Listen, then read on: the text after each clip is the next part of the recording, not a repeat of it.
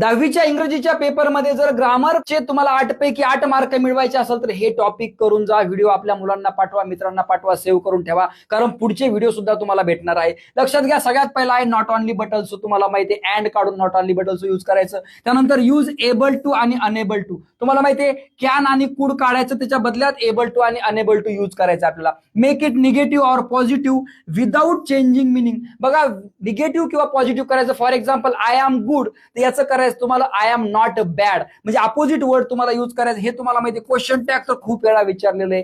Question tag तुम्हाला माहिती छोटासा टॅग ऍड करतात. जर तुम्हाला टॉपिकवर व्हिडिओ पाहिजे असेल तर मला कॉमेंटमध्ये कळवा. त्यानंतर बघा change the degree, positive degree, comparative degree, superlative degree तुम्हाला चेंज करायचं. टॉपिक क्लिअर करून घ्या. Rewrite using as well as, and काढून तुम्हाला ॲज वेल ॲज यूज करायचं. बऱ्याच वेळा विचारलेलं आहे. क्लॉज तुम्हाला ऍड करायचा आहे किंवा कोणत्या प्रकारचा क्लॉज आहे ते तुम्हाला ओळखता आलं पाहिजे. हा टॉपिक क्लिअर करा. प्रिफिक्स अँड सफिक्स, तुम्हाला माहिती आहे अगोदर जे लावतो ते प्रिफिक्स आणि नंतर लावतो आपण ते सफिक्स असतं. हे टॉपिक क्लिअर करून ठेवा. टेन्स तुम्हाला माहिती आहे, टेन्स ओळखायचा आहे.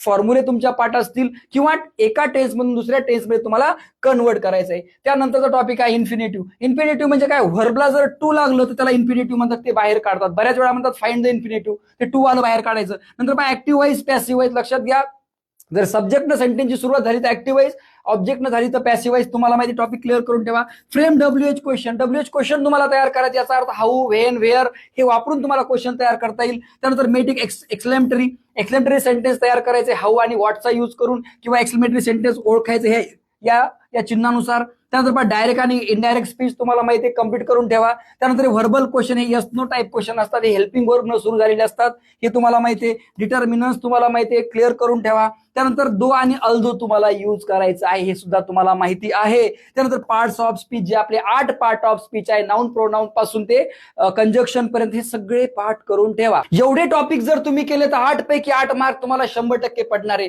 आता एक गोष्ट लक्षात घ्या, जर तुमचा अभ्यास झालेला नसेल, हे टॉपिक जर तुम्हाला अवघड वाटत असेल तर वन शॉर्ट व्हिडिओ मी याच्यावरती करू शकतो. एक प्रत्येक प्रकारचं एक्झाम्पल तुम्हाला मी सोडून दाखवू शकतो. पण जर 500 कमेंट आणि 10,000 लाईक जर आल्या यासाठी, तर या ग्रामर वर मी स्पेशल टॉपिक बनवणार आहे. हा व्हिडिओ ग्रामीण भागातील सर्व मुलांपर्यंत पाठवा, त्यांना ग्रामरचे टॉपिक समजले पाहिजे, ही तुमची जबाबदारी. व्हिडिओ आवडला तर लाईक करा. जय हिंद, जय महाराष्ट्र.